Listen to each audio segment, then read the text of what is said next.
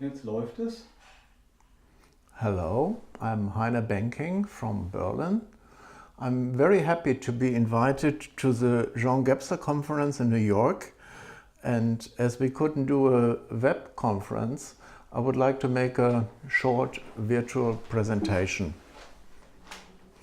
I call it Some Constructions because the main title, Concreteness in Integral Worlds, I've been presenting with the Gebser Society already in 2001. Unfortunately, it was directly after September 11, so we had to publish 2 years later, and I published the article I did with Cheryl Stalinsky also on my website with some visualizations from the Konrad Lorenz Institute of Evolution and Cognition Research. And I want to show here what we can do as concrete constructions on the basis of what we presented 16 years ago.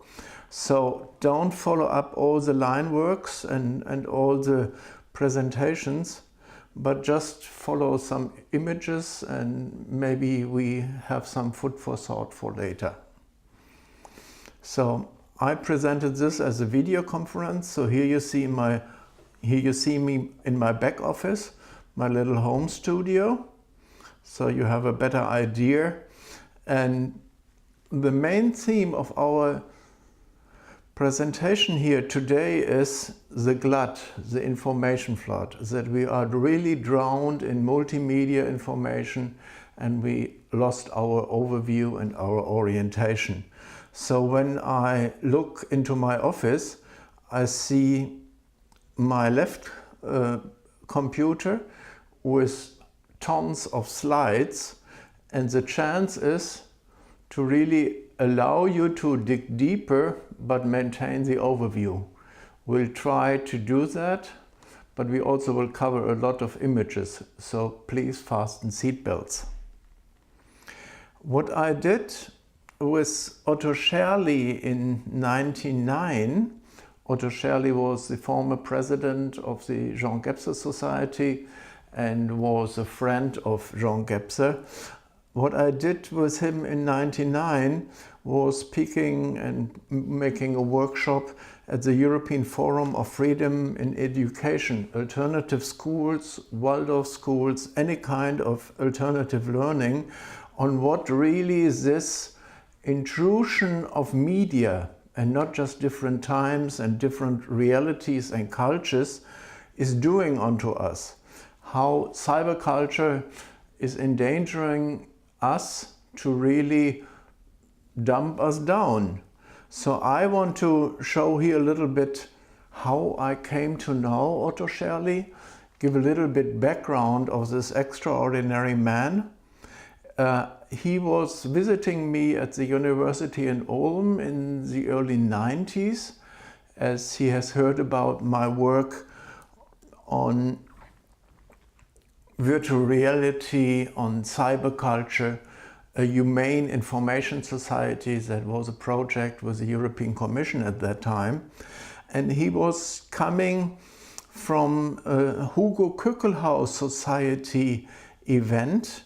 And when he saw my work on information, he was drawing these visualizations showing where he sees in my cognitive model worlds a place for the synerasis. But this is all too deep at the moment. This you will better understand in the end of the presentation. I just need to say that Otto Schärli, I cannot say disciple, but as a younger friend, was following people he could learn from. And it was not just Gebser, whom he learned about in the mid-50s when he was a year in hospital and really had time to really go deep into the work of Gebser. And later, I think 15 years later, he was traveling a lot with another architect. Otto was the head of the art university or art school in Lucerne in Switzerland, and he was practicing as an architect, building cloisters, building kindergartens, being really putting the thinking of aesthetics, of order, of the integral into living building structures.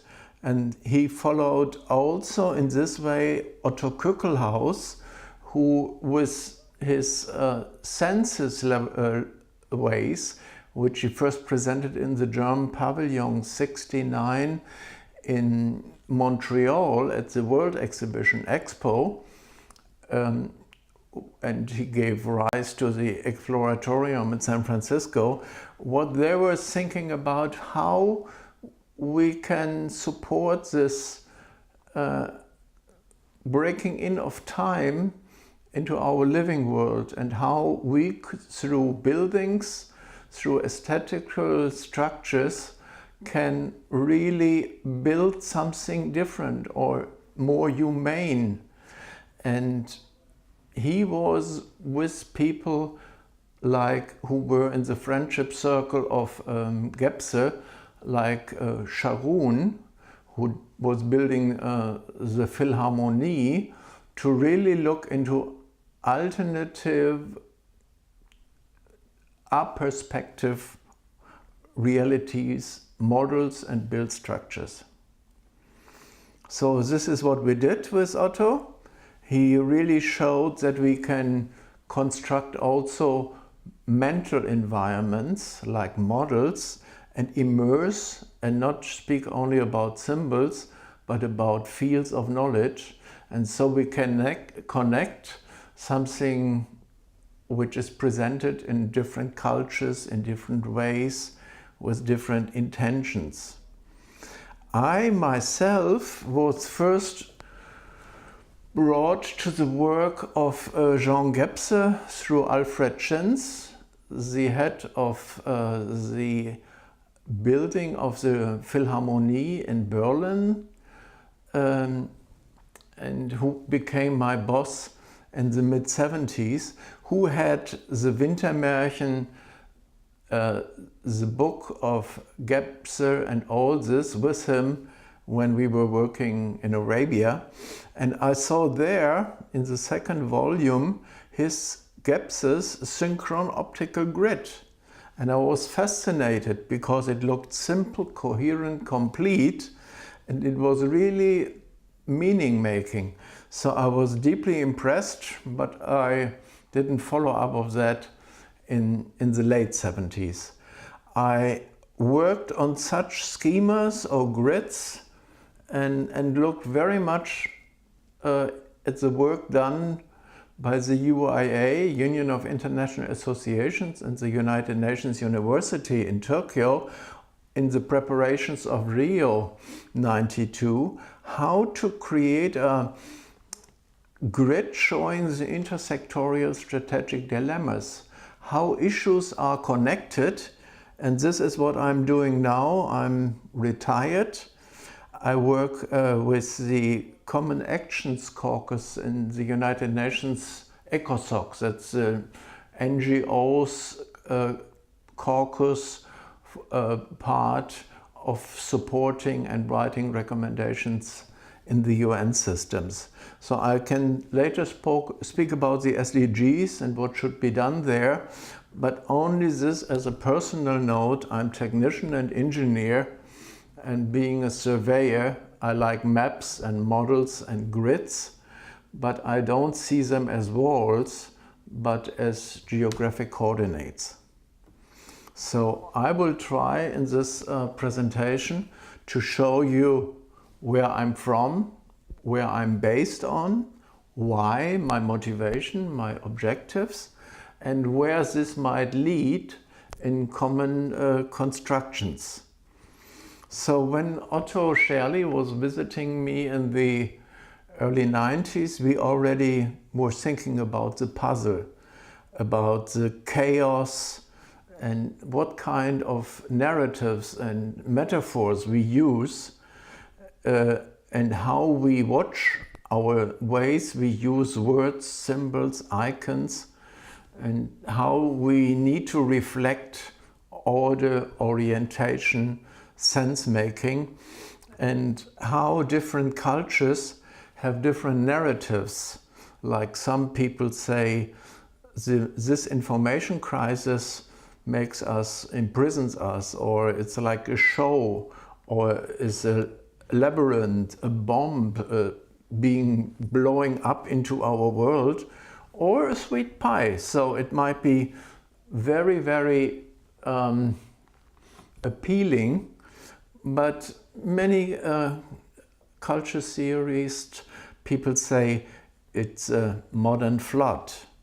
This is a final flood where we are overwhelmed and dumbed down by information we cannot see in context and we do not understand. So Otto liked my work there, and this is some puzzle solving and meaning making works and presentations in the process before and after Rio 92. So I discussed with him the need for a global covenant, the need to go beyond silos and reflect what is the internet now, as we can see it presently. Already 93 in the Information Strategy magazine, they spoke about magnetic portals. So we have in-groups, they have their turf. It's like what we call now filter bubbles. It's an echo chamber where we are on a level of tribalization. We are brought down to groups of people on the same level, not realizing what the others are. So with all this doomsday thinking, we discussed with an architect, and this was Otto Schärli, beside his work for the arts education, was really, what can we do? Can we create maps and models for cyberspace? So we share information and their context and not have all in sweet isolation. Before I go into practical things, I would like to tell you I'm a journalist, and so I'm looking always into how to write and to whom to address things. And I took this old typewriter, brought it to my garden to show that we have different character sets and they are limited. And we have different sign sets and different systems and even different frames. You see on the piece of paper when I write with a typewriter, I set a frame of references. And everything is what is outside of the frame is ignored or not even realized that it is there. And the first thing I got from John Gebser in my hand is the winter poem from '44, where Gebser, like Novalis, was saying all these words we use are just labels. They are not the reality. So I can translate later. No, I can translate that with giving a name to every word, we are hiding a part of reality. And definitely, like a map is not the territory, is the naming not giving us a direct access to reality. It is just a very shallow first approach. So I'm still in the where and why. So bear with me and maybe drink a glass of water. Where's my water? Okay, I'll continue. What I want to tell you, to really give you some bearing, what I'm trying to present here is what I mean by order schemas. When I was in the 70s or 80s in California, I found these maps, these schemas, like form constants, mapped by a cartographer of consciousness, Brian Horst, in the OMNI magazine, making near-death experiences or experiments with psychedelic drugs, where people have been set into situations where they're, in the beginning, maybe just saw a flat plane. But when they were more and more away, they were all reporting about a cobweb and then a tunnel which they've been sucked in, and if they died or near death, they were reporting about a spiral which was throwing them away out of reality and never coming back, maybe towards the further next life. So this is very important for me. Such presentations are not the reality. They are not schemas. They are not scaffoldings. They are just a way to present beyond words and images. The next very important point I want to make in this presentation is we need multimodal approaches, not different science systems, different media, but also different granularity. So we need to see with our eyes, but also with the microscope and the macroscope. And I took this picture to show you that we can be in the maze, but we can also take on a bird's eye and take our viewpoint eye out or look from another angle.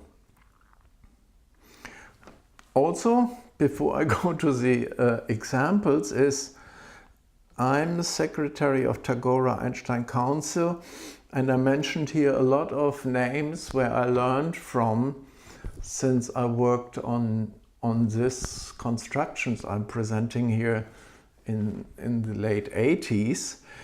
I want to not only mention names on the way which were important for the development, like Erich Jansch or Elinor Ostrom, but two architects, Otto Schärli and Alfred Schintz, and Herbert Stachowiak, something like a model systems theory pioneer, and who was also working on 5 volumes on pragmatics.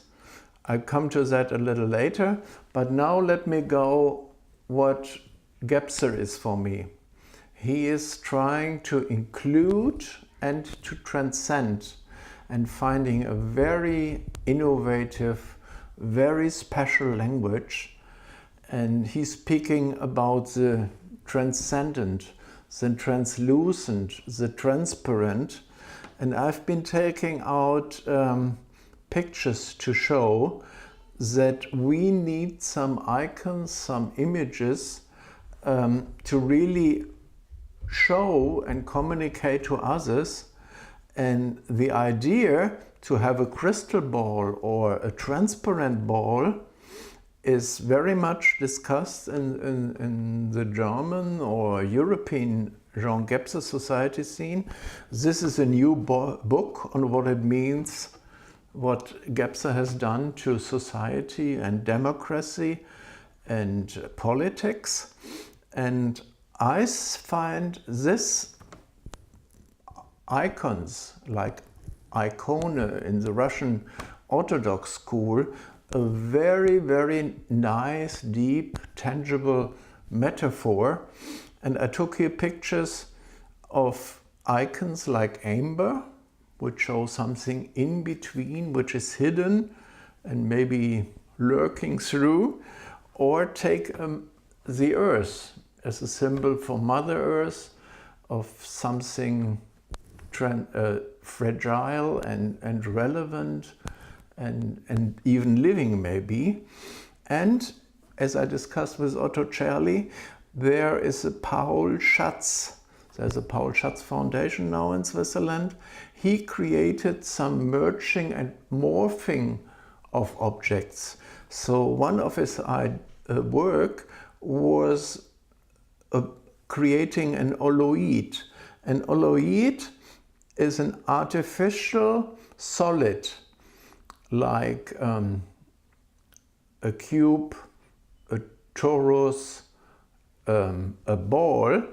You can also merge solids, and then you create such format, which is called oloid, to really have incredible, invisible, not before imagined potentials and powers, not only in cleaning water. It is used in various practical environments nowadays, as the Paul Schatz Foundation is in Basel is pushing forward. And it is what Otto Schärli was about, I think, in his all his life, and especially in his later years, was order and harmony. So he really took in integrally, like Jean Gebser in his theory, all these approaches, and not just of Kückelhaus and Gebser. So what I have done, and when I was visited by Otto Schärli, I have been creating also such transparent order spaces, and I was building it for an exhibition, and I called it Rubik's Cube of Ecology. It's a black box and white box where you can show evolutions, where you can show developments, and where you can show on the micro, meso, macro scale how things are with a microscopic or macroscopic viewpoint. Later, in 1990 or so, we called this local, regional, national, global scale.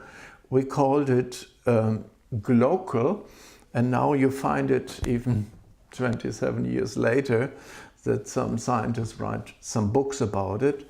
It was a conference on futures of technology.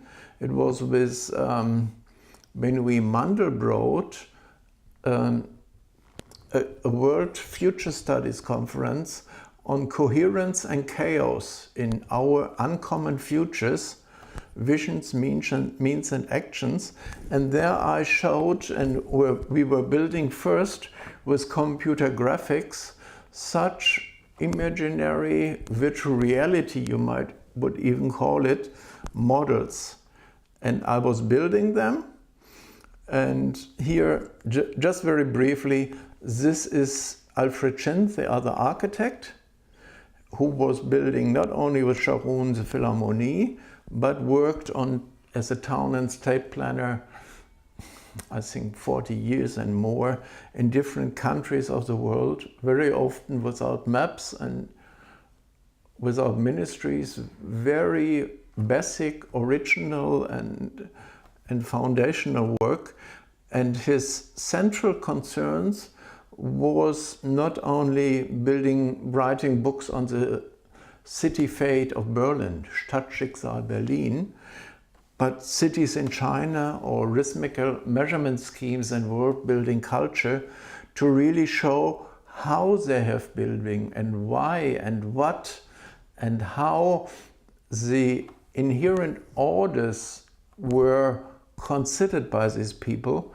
And we have presented here at the German Museum in 1997 the yin and yang grids in old Chinese town planning, that these old cultures have been looking very deeply, not into the yin and yang or other dualism, but to think them together and in a new form of integral building and maybe more coherent societies or cultures. So Alfred Schinz wrote this in Chinese for me. We are talking later about images, and we are talking about words or symbols and sign systems. And he showed me that the Chinese have another concept of many. So they say a picture has 10,000 words, and 10,000 miles, you can write 10,000 books. So we have to realize that the powers of images, and images are also very dangerous, because when something has more power, it is more dangerous and can be misused. What I'm presenting in the next moments is how to link words and images and maps and models, which are sign systems, which are super signs and superstructures, to really increase the reference space. And these are the constructions we are going to. I have to skip central questions by the American Association for Politics and Life Sciences. Linton Caldwell was in Bloomington and one of the founders of the Environmental Protection Agency, a very, very broad thinking diplomat and ambassador. And he invited a couple of questions to really look into how we think, how we see, and how we present. I was invited for a little essay I called Show or Schau. And Goethe said, born to see, but to show, to do a Schau, like Weltanschauung, you have to really go deeper. In German it is zum Sehen geboren, zum Schauen bestellt. So we are talking here about like with Gebser, on very imaginative, on very wordplay approaches, trying to grasp and grope and grok and go a little bit deeper, especially in communication and conversation settings. Another very important point to really help you trying to understand what I'm aiming at here is the German concept in Enlightenment education already, or in the Enlightenment and the Renaissance, of thinking learning spaces in Enlightenment education. How they have been trying to put order, schemas, scaffoldings as a way to find something and to memorize it and even bring it together. So this Wunderkammer is reborn. I think in English you say cabinet of curiosities. And here are some examples, like we have now built in Berlin, to really make use this for museum design, but also to look into the schemas, into the orders. And I'm doing this now with virtual reality or with concrete building, like I was building this Rubik's Cube of ecology, by having a pointer to possibilities, as Anthony Judge said, by having an idea beyond the flat going to the deep. So here are examples of such Wunderkammern scaffoldings to give a place, and maybe like Leibniz's idea of the monad, show the variations in the smallest forms of natural or cultural expressions. Another thing to really try to show you what my intention is, what I have in mind here, is I look back into fields. Everybody's speaking now about patterns and not just signs and images. I found from the World Institute 50 years ago, it's a magazine, I think a journal coming out every quarter. It's called Fields within Fields within Fields. The next important step is, as we have presented in this knowledge magazine, that Charles van der Perth spoke about sign systems, and these signs are icons, symbols, and index. And this index, as a pointer in shared frames of references, is a very important way to present something. So we looked into who has used these sign systems of Charles van der Perth with the index, symbol, icon, and we find it in history with Cusanus, or with Warburg with his libraries. And then you see it is always 3 steps on how we present. And we looked into this further with this cube in the center to give an overview and orientation schema, also showing the same levels and same meanings, but just other words, and giving, like Warburg, a 4th level for action and the integration, what maybe Gebser was calling the syneresis. So what I'm talking about is maps and models as a different way to really bring the index and the symbol and the icon into a common frame of references, and that is done through supersigns, which can integrate symbol, icon, and index, and superstructures, which are this macro view I mentioned. So it is infrastructure, which is holding the structure, in towns even more than that, and the superstructure, the bird's eye, which I mentioned already before. Das einmal ganz kurz.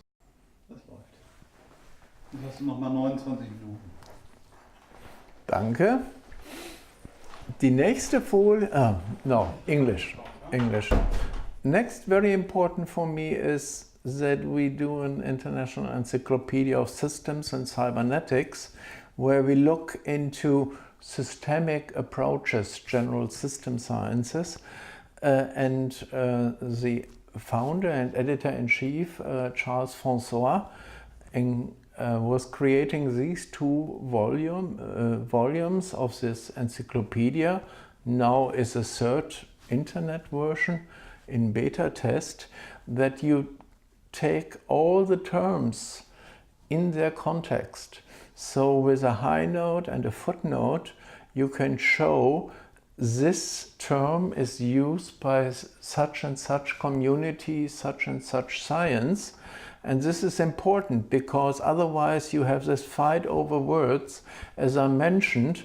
So giving the definitions and the uses and having that navigated is a very, very important approach to all these words. And there he presents a Venn diagram to show how, on the level of the Earth system, the atmosphere, geosphere, the hydrosphere, and energy come together. And my concept for this cube and this cognitive panorama is to show areas of meanings and overlaps of meanings. So I think it is very important that young people learn not to fight over words, to see how they are meant in specific situations and contexts. And all this work in the encyclopedia and everywhere is based on the 3rd person I was mentioning, beside Gebser and Schins. It's Herbert Stachowiak. He created a general model theory. I think we have to go beyond system theory or include system theory and make it more alive, more tangible. And this is his live work. He published in '72 at UNESCO with Feyerabend and Piaget on scientific thought, and brought models and model thinking into education, or models and arts, or 5 volumes on pragmatics and neo-pragmatism, and he called it systematic neo-pragmatism. This is, for me, one of my, I cannot say teacher, elderly friends, who gave me much encouragement to look into solid communications through not just words and numbers, but through shared models. And UNESCO has been writing in their white papers, humans are model-making animals. So I think we should look into enhancing and supporting the concrete exchange through models, like in architecture, like in planning, like in design. This Herbert Stachowiak also spoke about the spectrum of meaning. We should not take the opposites, but to show the space in between, the spectrum, and to go beyond this one point meaning to a shade of meaning between the extremes. How and I developed all this was through a global change exhibition in the White House, with the White House Conference on Global Change and the German Chancellery in the late 80s, early 90s. May 90, it was presented to really see how issues can be presented to politics, to the people, and even to the media and academics. And there I base on these presentations. I used also for this 2001 presentation for the Gebser Society is that we have to link scales, micro, meso, macro scales, and times, because this is what Gebser was about. How is it? And you see, this was the first graph of the Club of Rome, 72, and it showed that they said, our book is about the long view, big picture, but the interests of the people are here short term and close to myself. And this is another graph of one of the early thinkers of system sciences from medicine, Paul Weiss. He showed the interactions across scales, how from the cell to the organ, to the body, to the environment, interactions take place. And all these are very much, even still, in environmental research and management, ignored.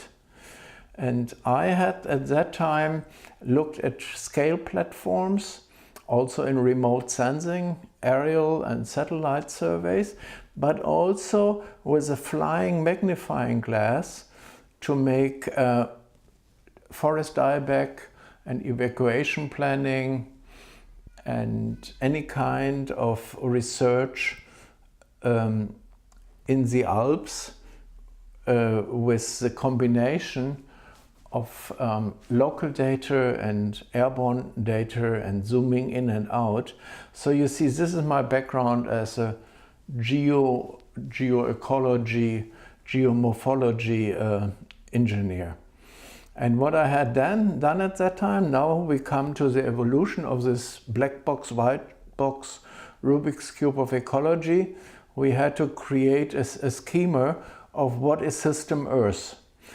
And we came to such an approach of natural sciences, life sciences, humanities, micro, meso, macro scale, which we call later called local, and past, present, future, the time scale. So to make this concrete, and this was actually what I took out of Gebser. He said, concreteness is important, otherwise we cannot negotiate and we are in our sweet isolation.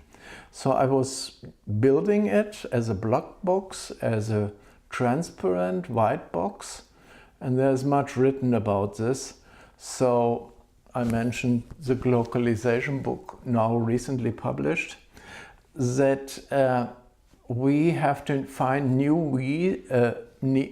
ways towards new ends.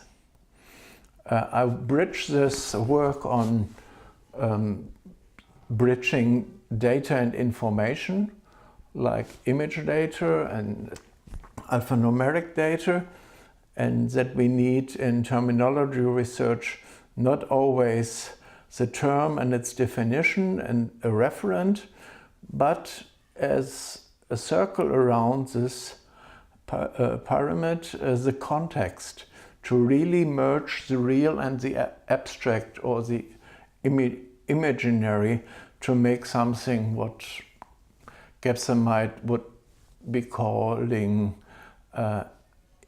integral. So what we need is a new science, new language, new culture, as we presented with the Nobel Peace Laureates 10 years anniversary of the Berlin Wall coming down. And Lyndon Caldwell, was a predecessor of Elinor Ostrom, who got the Alternative Economic Nobel Prize. She's from Bloomington. And she really tackled in her 30 years lifetime's work the impossible, the perplexing, multi-perspective, nested mixed scales, multicentric, clarifying concept, trust and reputation. All this you have to read another time. Our time is running out here. So what Otto was writing in his scribbles when we were sitting together in Ulm, he said these consciousness structures is something across space and time what Gebser calls the synerese in English, and how we through creativity, maybe with more people, negotiate the overlaps, the meanings, the contexts.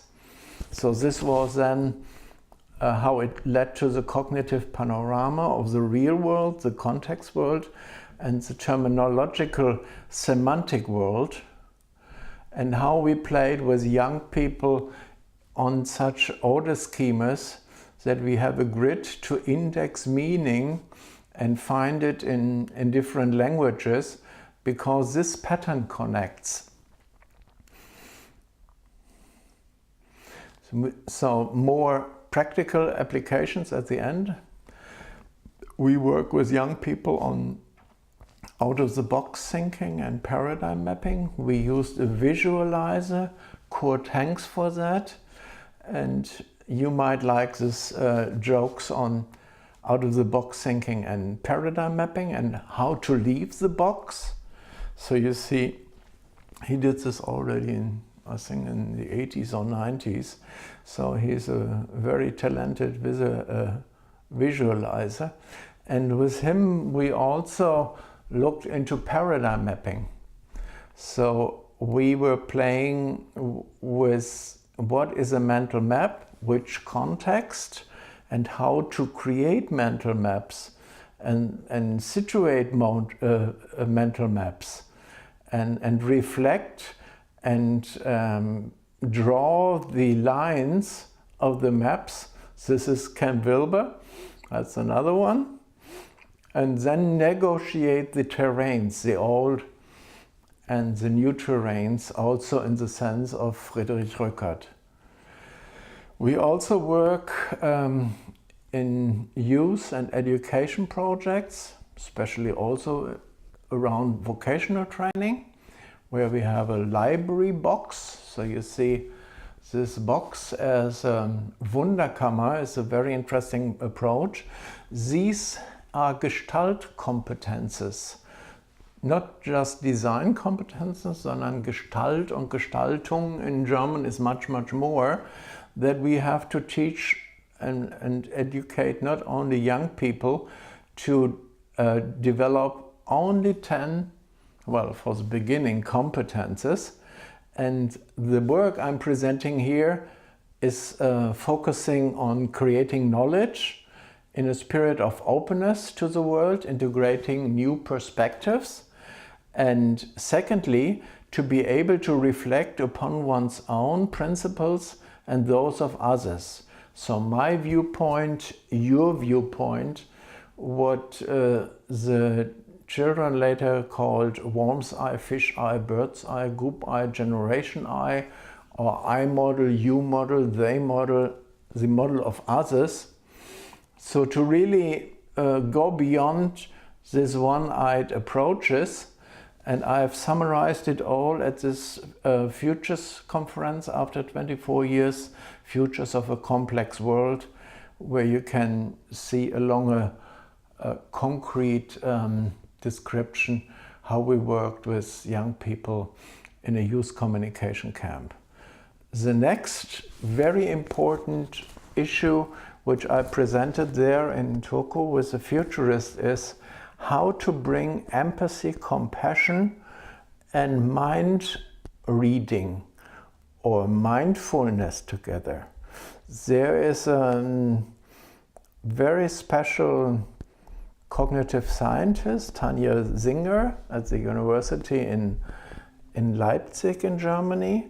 She was presenting, and it is recently published, her work on doing very broad, long-term study of how mindfulness, how meditation can make changes.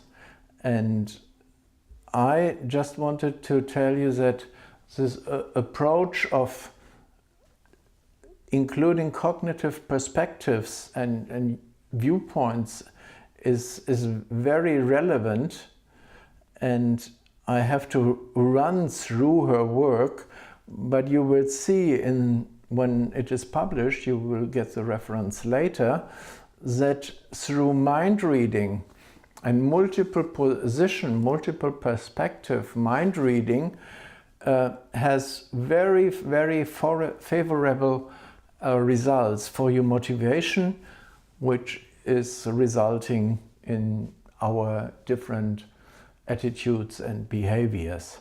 So her work on looking into other ways, other models, old and new models, is highly recommended. And you see with this perspective taking, with this green arrows here, you can see that a much, much higher performance over time is reached, and people are more secure, more calm, more able when they do the 3-step of these exercises. Last not least, as we speak about the time coming into our lives, there is a synchron optical world history by Arno Peters after the war. He created an atlas showing the knowledge over different continents, who was developing what in 2000 years. So it's, or 6,000 years, I don't know. It is 100 years always a page in the atlas, and it shows what was done there. And then you can navigate and find relations and really make time concrete. So this is another little piece into what I think at the end would be the integral in the sense of Gebser. So he did an immense work, not alone, with many, many helpers and scholars. And then you can navigate in a digital atlas through time developments like where, when have there been encyclopedias and libraries and technological developments and innovations. So summing up, what I'm doing is crazy. It is developed just by chance when facing problems or challenges. But in the words of Anthony Judge, Union of International Associations, what I have created is a models as a pointer to possibilities. So we on the conceptual or meta level need to have pointers to show something, or like Bateson said, to develop antennas for space and time horizons, to really be able to navigate and negotiate time, like Rickert says, create star maps, or he didn't know about virtual reality. The other point I want to mention here is what we did around the Krishnamurti, David Bohm, all this approach to the Eastern reflections and awareness and calmness and consciousness is what we did with Karl Pribram and as the David Bohm dialogues, looking into quantum physics and consciousness. And there has been another identification what I'm doing. Stanley Krippner, he's from the Saybrook Institute in California. He found my work and he said Bernard Bass was creating and writing about global workplaces of the mind, and he wrote to me, I have been creating with this cognitive panorama externally related workplaces of the mind. Maybe only just a rough idea what I'm intending here. What's up? We have to look into our different worlds, our mundus, as I mentioned earlier, or our different cosmologies. And I think we have to go to deep multidimensional cosmologies, because our flat maps do not help. We have, like Gebser says, including the magical, the mythical, the rational, the integral. We have to integrate flat worlds and deep worlds, and the deep worlds are not just 3 or 4 dimensional. The cognitive panorama may be concretely 9 dimensional, but this can be all found when you follow up on inbetweener.org. So this was the scribble which led me to learn what Gebser spoke about concreteness. I think we can make it in a multimodal approach, beyond fighting over words and needing to agree, and to really come to such overarching structures which help me in daily life have maybe like a rough calculator, an estimate thinking, like a ruler we have as engineers, to really see if the dimensions are right, because the scales, proportions, consequences are important. And size is much more than scale. Scale is much more than size. It includes proportions and consequences. And all these negotiations is needed if we want to maintain culture and look into the benefits of the digital multimedia and not getting lost in the glut of overwhelm and cyberculture, which is dumping us down. This is it for the moment. Otto was immer in order, harmony and beauty, and maybe this Oloid as an icon, as an image, as a metaphor might give you an idea that there are many more iconen, like in Greek Orthodox religion, to really take on the wholeness, the completeness, the harmony, the beauty of life in hopefully an integral manner. So I would like to leave you with this aesthetics. I'm very sorry that I was overloading with so many images, and now you can calculate how many words that was. And I thank you very much, and I hope we have another discussion about Gebser and how we can struggle trying towards shared meaning and understanding, and hopefully better actions and survival of all living things. So thank you, and I recommend 60 years Jean Gebser, and how many people already at that time understood that he was thinking out of the box and far beyond and ahead of his times. Thank you very much, and I'm having to sleep now soon in Germany. Good night and good luck. Over.